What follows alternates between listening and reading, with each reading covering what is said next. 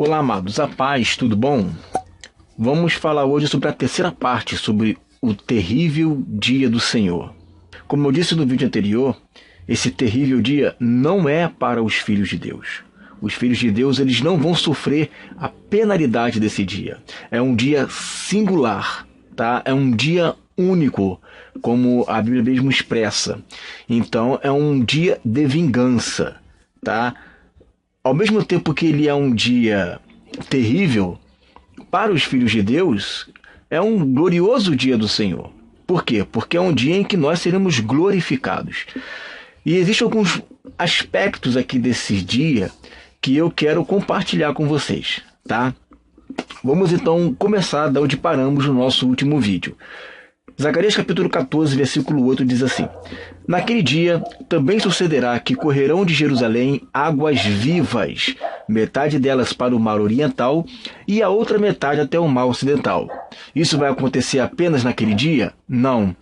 Essa corrente de águas vivas, ela vai estar fazendo isso tanto no verão e no inverno, ou seja, tanto no inverno, no verão, sucederá isso. Ou seja, não é apenas um momento só que vai acontecer isso, tá? Não é apenas naquele dia que vai acontecer isso. Então eu entendo que essas águas vivas que correm, né, pelo mar oriental e também a outra metade pelo mar ocidental, não é algo que vai apenas acontecer naquele momento. É algo que vai se estender também para o reino milenar. Tá? No verão e no inverno vai acontecer isso. E aí quando você vê lá em Ezequiel, no capítulo 41, no verso 8, diz assim: O homem levou-me de volta à entrada do templo, e vi a água saindo debaixo da soleira do templo, e indo para o leste, pois o templo estava voltado para o oriente. A água descia debaixo do lado sul do templo ao sul do altar. E mais o outro texto também, de Joel capítulo 3, verso 18, diz assim: Naquele dia os montes gotejarão vinho novo, das colinas manará leite. Todos os ribeiros de Judá terão água corrente, uma fonte fluirá do templo do Senhor e regerá o vale das acácias. Então, meus irmãos, o que eu entendo com esse texto aqui é que está falando que vai fluir o Espírito Santo, né? Que vão fluir rios de água viva que saem do templo, que saem da igreja. Da igreja vão fluir esses rios de água viva e eles vão tomar toda a terra. Tá? Vai tomar todos os seres humanos da terra. Tá? Vai ser um reino de justiça, vai ser um reino de paz, vai ser um reino de alegria. E vai continuar. O Senhor será rei sobre toda a terra, confirmando o que diz o versículo 8. Naquele dia, um só será o Senhor, e um só será o seu nome. Toda a terra se tornará como a planície de Gebá, a Rimon, ao sul de Jerusalém. Esta será exaltada e habitada no seu lugar, desde a porta de Benjamim, até ao lugar da primeira porta, até a porta da esquina e desde a torre de Hananel, até aos lagares do rei. A torre de Hananel é uma torre em Jerusalém, tá? E até aos lagares do rei. Habitarão nela e já não haverá maldição, e Jerusalém habitará segura. Aí ele vai voltar de novo, no versículo 12, ele vai explicar aspectos que vão ocorrer, que antecedem esse momento aqui do versículo 8, 9, 10 e 11. Tá? Antes do versículo 8, 9, 10 e 11, vai acontecer isso que está aqui no versículo 12. Tá? Ele vai voltar de novo a falar mais um pouquinho do que vai acontecer com os habitantes da terra. Tá? Esta será a praga com que o Senhor ferirá todos os povos que guerrearem contra Jerusalém. A sua carne se apodrecerá, estando eles de pé. Apodrecer-lhe-ão os olhos nas suas órbitas, e lhes apodrecerá a língua na boca. Você vê aqui que são aspectos de um juízo de Deus, tá? Em que a morte será tão súbita que eles nem vão perceber. Versículo 13. Naquele dia também haverá da parte do Senhor grande confusão entre eles. Cada um agarrará a mão do seu próximo, cada um levantará a mão contra o seu próximo. Ou seja, vai haver confusão tão grande que haverá guerra entre eles mesmos. Também Judá pelejará em Jerusalém, e se ajuntarão as riquezas de todas as nações circunvizinhas, ouro, prata e vestes e grande abundância. Como esta praga, assim será a praga dos cavalos, dos mulos, dos camelos, dos jumentos e de todos os animais que estiverem naqueles arraiais. Todos os que restarem de todas as nações que vieram contra Jerusalém subirão dianeando para adorar o rei, o Senhor dos Exércitos, e para celebrar a festa dos tabernáculos. Então você vê aqui no versículo 16 que vão sobreviver pessoas, o restante dos que se levantaram contra Jerusalém, tá? Dos que subiram para guerrear contra Jerusalém, esses que restarem, os restantes dos inimigos, eles subirão dianeando para adorar o rei e o Senhor dos Exércitos, tá? Então, isso aqui são aspectos a partir do versículo 12 também até o versículo 15, de momentos que antecedem não mais a volta de Jesus, porque aqui Jesus já voltou, tá? Mas momentos que antecedem, né, o reino milenar. Então, antes do reino milenar, esses versículos aqui estão mostrando como que será o dia da vingança do Senhor para essas pessoas, tá? E aí é interessante, eu quero abrir aqui no livro de Joel, no capítulo 2, a partir do versículo 1, é interessante essas expressões aqui, olha só. Tocai a trombeta em Sião, e dai voz de rebate no meu santo monte, perturbe-se todos os moradores da terra, porque o dia do Senhor vem e já está próximo. Dia de escuridade e densas trevas, já explicamos sobre isso no outro vídeo. Dia de nuvens e negridão, como a alva sobre os montes, assim se funde um povo grande e poderoso, qual desde o tempo antigo nunca houve, nem depois dele haverá, pelos anos adiante de geração em geração. Aí se levanta um povo, né, um exército, junto com o seu rei, que é Jesus. O que acontece com aqueles que estão adiante desse grande povo poderoso? À frente dele vai fogo devorador, atrás chama que abrasa. Diante dele a terra é como o jardim do Éden, mas atrás dele um deserto assolado, nada lhe escapa. E isso referente ao povo. Olha o que diz aqui o texto, né? Como a alva sobre os montes, assim se funde um povo, está se espalhando um povo, está se difundindo um povo grande, poderoso, qual desde o tempo antigo nunca houve, nem depois dele haverá, pelos anos adiante de geração em geração.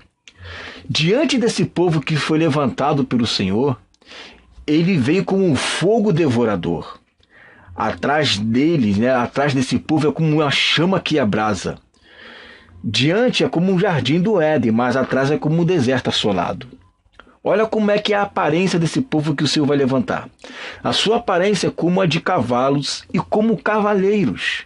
Assim correm, estrondeando como carros, vêm saltando pelos cimos dos montes, crepitando como chamas de fogo, que devoram o restolho como um povo, ou seja, como uma palha, poderoso, posto em ordem de combate.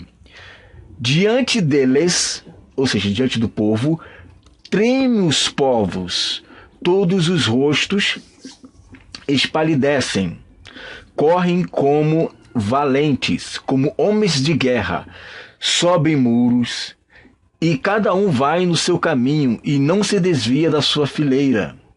Não empurram uns aos outros, cada um segue o seu rumo, ou seja, não vai ser algo espalhafatoso, vai estar tudo em ordem, né? Vai estar tudo como no exército, né? Uma ordem unida, perfilados, tá?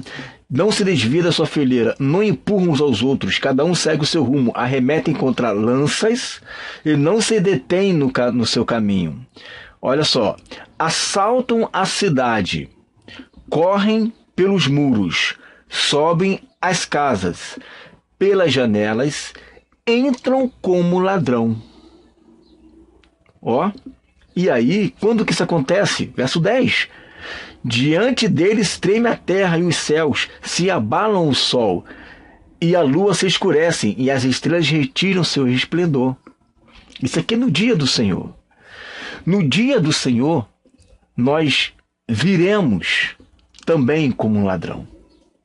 Nós teremos atitude como se fosse um ladrão, porque vai ser, de repente. Vai ser de repente, nós vamos vir como um ladrão. E é interessante que aqui em 1 Tessalonicenses, no capítulo 5, a partir do versículo 1, diz assim: Irmãos, relativamente aos tempos e às épocas, não há necessidade de que eu vos escreva, pois vós mesmos estáis inteirados com precisão que o dia do Senhor vem como ladrão de noite. Olha aí, gente. O dia do Senhor vem como ladrão de noite. Por quê? Porque o dia do Senhor é um dia de escuridão.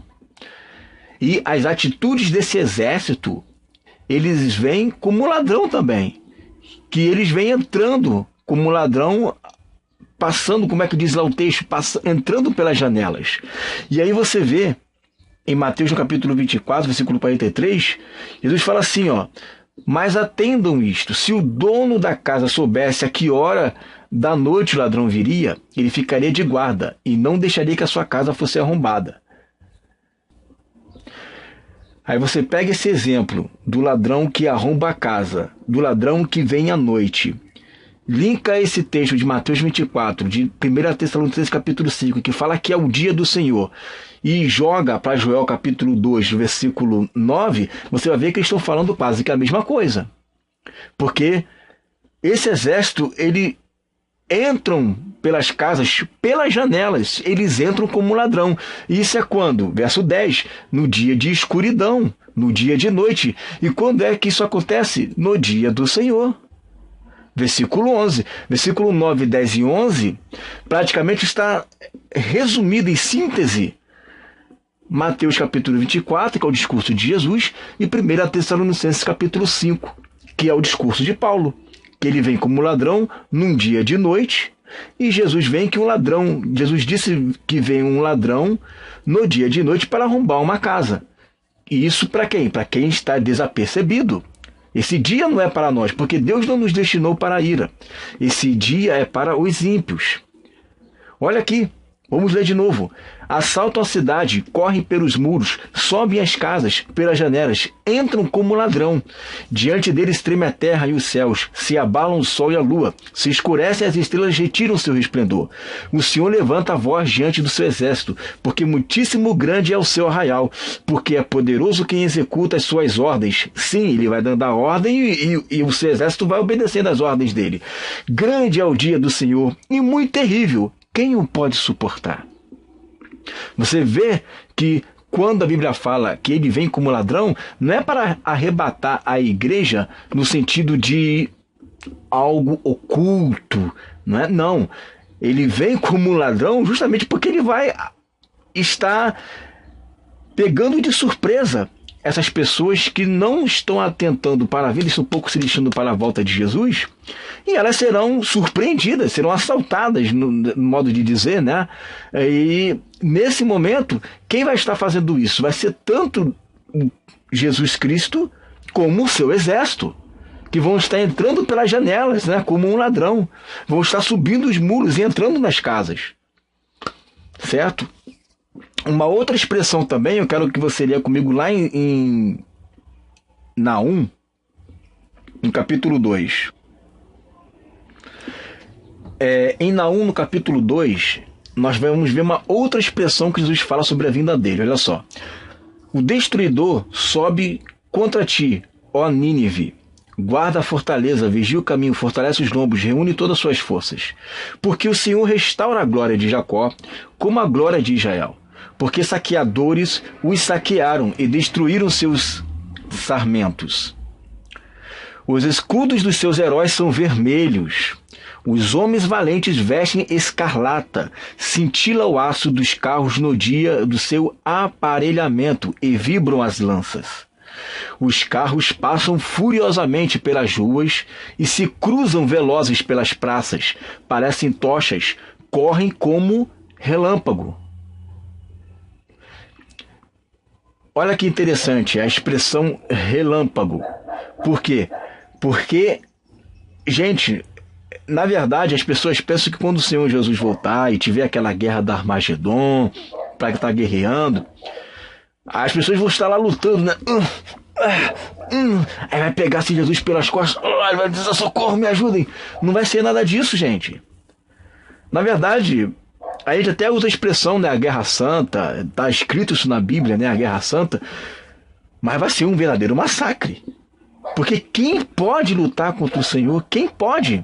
Se você for ver lá em 2 Reis, no capítulo 19, versículo 1, fala que um anjo do Senhor matou 185 mil guerreiros.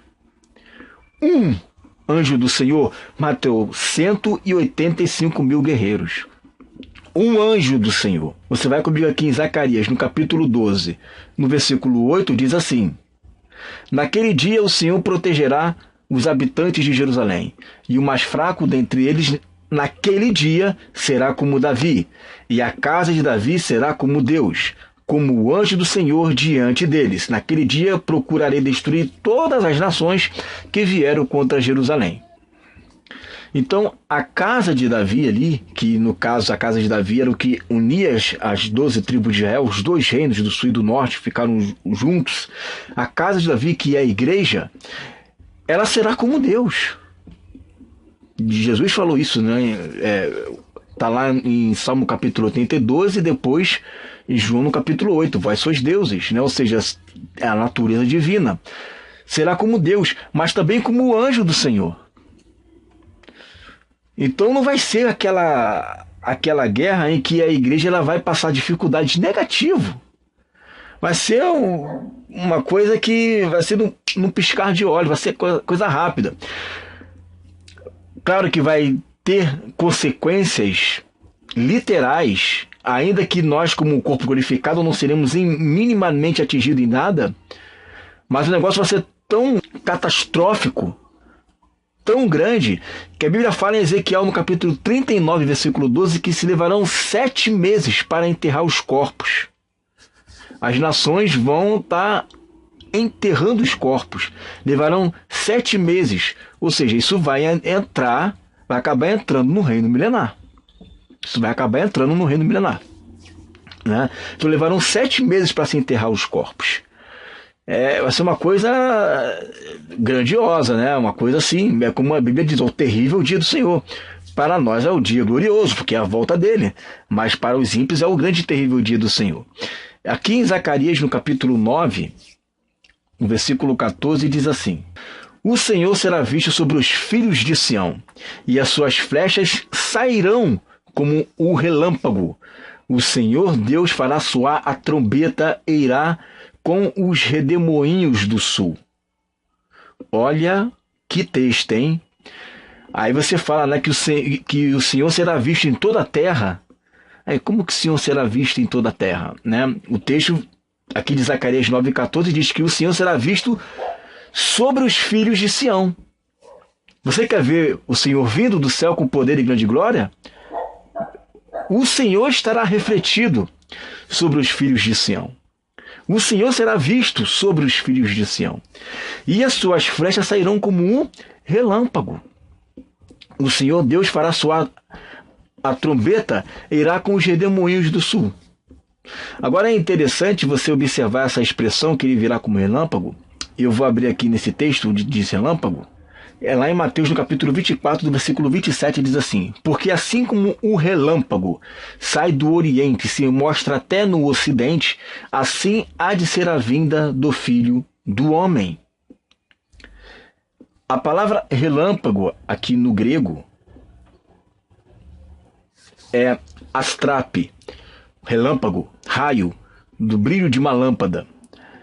Você já viu algum relâmpago que cobre toda a extensão da Terra, que vai do Oriente até o Ocidente? Você vê assim, um relâmpago que sai de uma extremidade do céu e vai até uma outra extremidade do céu. Você já viu isso? Eu nunca vi. Você já viu algum relâmpago sem som? Que não tenha um estrondo? Você já viu algum relâmpago invisível? Então, meu querido, esse texto aqui de relâmpago não está dizendo um arrebatamento num piscar de olhos, até porque existem relâmpagos que duram mais de um segundo até. Tá? Esse relâmpago aqui está dizendo o seguinte: a vinda dele, olha o que diz o texto, sai do Oriente e se mostra até o Ocidente. A vinda dele vai cobrir toda a terra. E essa vinda dele, ela vem como um relâmpago. Por quê? Porque o que cobre toda a terra é o seu governo. O que cobre toda a terra não é apenas Jesus. Jesus é uma peça de todo o governo. Jesus é a cabeça, é o que falei, é o chefe de todo o corpo de Cristo. Então lá em Daniel, no capítulo 2, quando fala, né, que é atirada uma pedra dos céus e bate naquela perna, nos pés da estátua, e essa estátua quebra, e esta pedra ela cobre toda a terra. Esta pedra que cobre toda a terra é o reino de Deus. E o reino de Deus, ele não é apenas composto por um rei, é um rei de reis e sacerdotes. Existe, por isso que ele é chamado de Rei dos Reis e Senhor dos Senhores. Existe um rei e existe outros reis. Existe um sumo sacerdote e existe sacerdotes. Tá? E esses sacerdotes, eles vêm como um relâmpago também. Nós teremos o corpo glorificado, irmãos. Tá? Nós vamos aí ser mais rápidos até do que a velocidade da luz, se deixar. Então, nós viremos também acompanhando ele como um ladrão. E viremos também acompanhando ele como um relâmpago. Lembrando que relâmpago não é uma coisa que é súbita, não.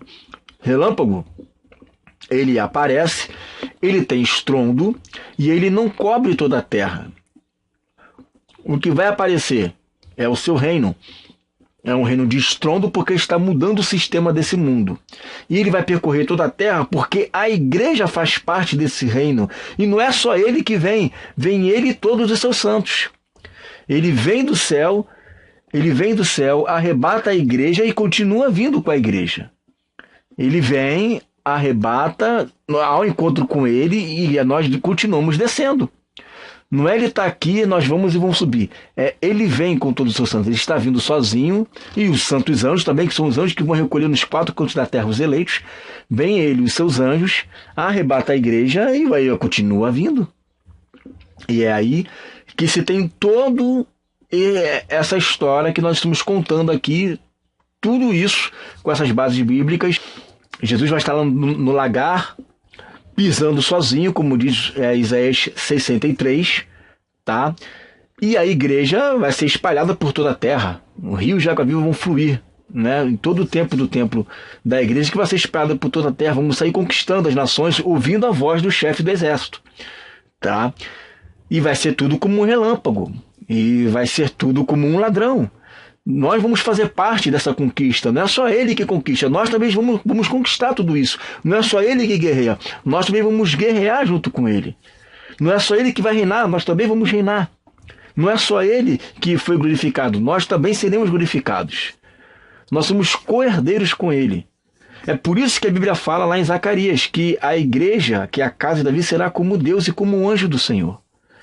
A promessa que Deus tem para a igreja é muito grande e que, infelizmente, a igreja hoje não tangencia, mas é o que está escrito. Amém, queridos? Fica essa palavra em nome de Jesus.